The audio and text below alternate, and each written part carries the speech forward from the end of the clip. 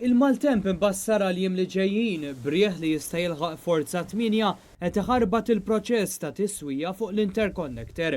Iddikjarat dan l-Enemalta li fl-aħħar jiem lestiet fażi oħra tal-proġett billi kejbil ġdid ġie maqqat mal-parti tal-interconnector lejn Malta.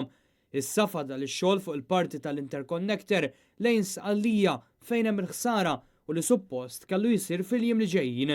Iżda dan ġie pospost kif jispjega l-Inġinier Jason Vella, kap eżekuttiv tal-Enemalta. Fl-aħħar jiem kellna temp li ma kienx tajjeb u allura kellna nislowjaw ftit il-xogħol fatt dal-ħin qegħdin weqfin qed nistennew li fil-jiem li ġejjin jgħaddi temp il-maltemp.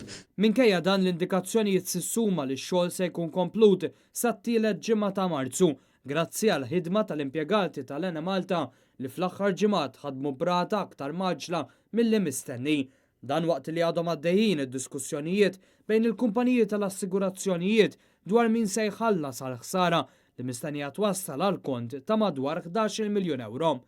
L-Enemalta għaddejja wkoll bi proġetti ta' tisħiħ u modernizzar ta' numru ta' ċentri ta' distribuzzjoni madwar Malta bl-iskop li tilqa' domanda dejjem ikbar.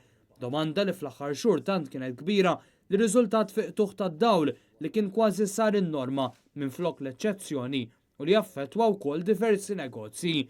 Bejn l-2014 u l-2018 id-domanda għall-elettriku f'pajjiżna żdiedet b'20%.